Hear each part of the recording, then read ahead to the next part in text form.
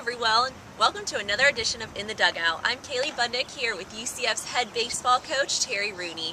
We completed a busy week of baseball, going 3 for 4 and winning our first Conference USA series against a very skilled East Carolina team, 2-1. Coach, I'd like to start off by talking about the first 2 games. Can you tell us about the performance of Ray Hanson and Brian Adkins? We saw them both completing 7 innings, doing very well. Tell us about their performance. Well, I think first of all, for both of those guys to go 6-7 innings is huge. We've talked about that. That's been a goal of ours.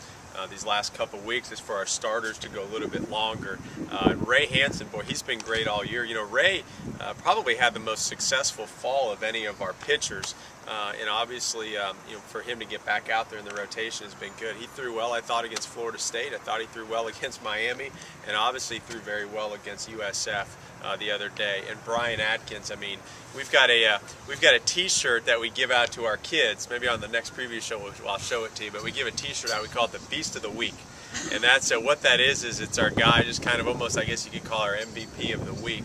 The guy who really kind of, was the tough one that put the team on his back and had a great week. And this week it was Brian Adkins. Brian got that T-shirt, and he got it because of the game that he pitched for us, on Friday, the first conference game of the year. To put forth that kind of effort on a Friday night was awesome. So both of those guys pitched very well, but we need those guys to continue doing that for us to be successful.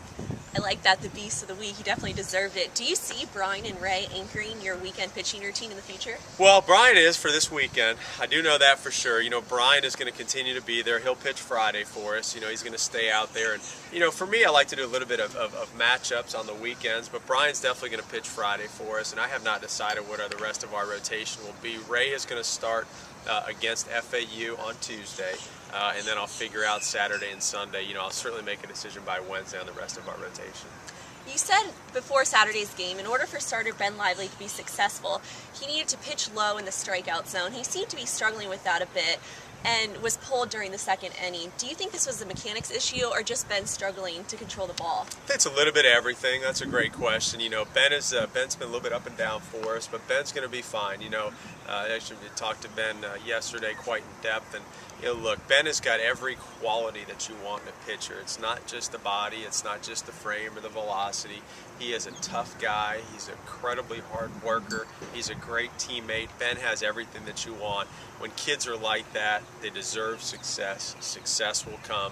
Like all pitchers and all players, everybody goes through some trying times. Ben's going through that right now. His command hasn't been what we want it to be, but he'll get there. I feel all the confidence. Ben, just like all pitchers, has to get ahead and stay down in the zone. When he does that, he can be one of the best pitchers in our conference, but he needs to do that consistently for us. You changed up with 5 pitchers during Saturday's game. Does this change your game plan at all for Sunday's game? Well, that's a great question. It didn't. I mean, it didn't. What I mean by that is, on Saturday, we put a lot of guys out there late in the game. The main reason for that is that Joe Rogers had a 2-inning close for us on Friday. Brian went 7 strong. I brought Joe in a tie game in the 8th. He threw about 35 pitches. I could have probably used him on Saturday, but made that decision that he wasn't going to pitch to have him ready for Sunday. So I knew late in the game we were going to have to mix and match a little bit between Jimmy and Roman, and obviously those guys and Garrett. Those guys did a good job for us.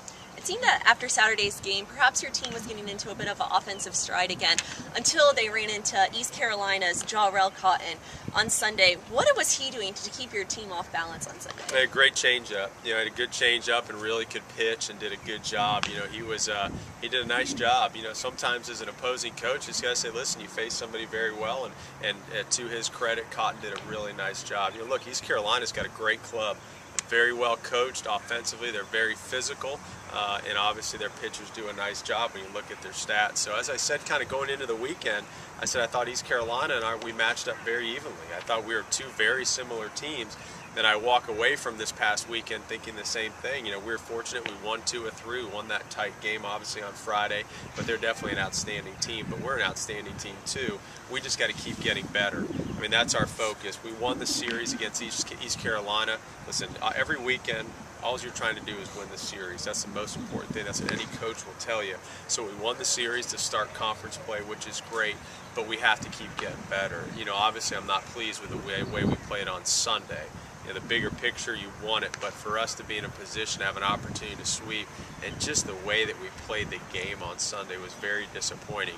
So my message to the guys was, you got to show up every single day, which we do. The effort's great, but we got to get better. When you look back, and the thing that I'm most not concerned about, the thing that's the most important to me is that we get better. We just got to get better in everything that we do. And you look at Sunday's game, we could play better in every aspect: pitch, defense, offense, and certainly on the bases, and we will. So hopefully that's just a little hiccup for us along the way. We've learned what it takes, and we're going to keep getting better. We're going to be relentless in doing that. You're on the road all next week, and it's your first really long-distance road series in Houston. How does that change your game preparations? Kind of glad we're going on the road, to be honest with you, and I think I think our guys are too. We've had a great home stand here. Now, we've played a lot of home games, and boy, the crowds have been very good, and it's been exciting. But it's a lot. We've played a lot. This will be, because of the new scheduling, we won't play as many home games in the future. So it's been great, for a lot of positives, but we're ready to get on the road. Tradition speaks for, if it's tradition that favors us, we've played very well on the road the last couple of years. We really have.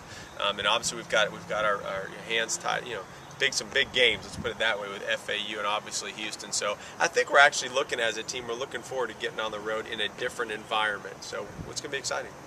Well, we wish you the best of luck. You're taking the road FAU Tuesday, and then a 3-game series Friday, Saturday, and Sunday against Houston in Houston. So we wish you the best of luck again. I'm Kaley Budnik with head coach Terry Rooney. That was another edition of In the Dugout.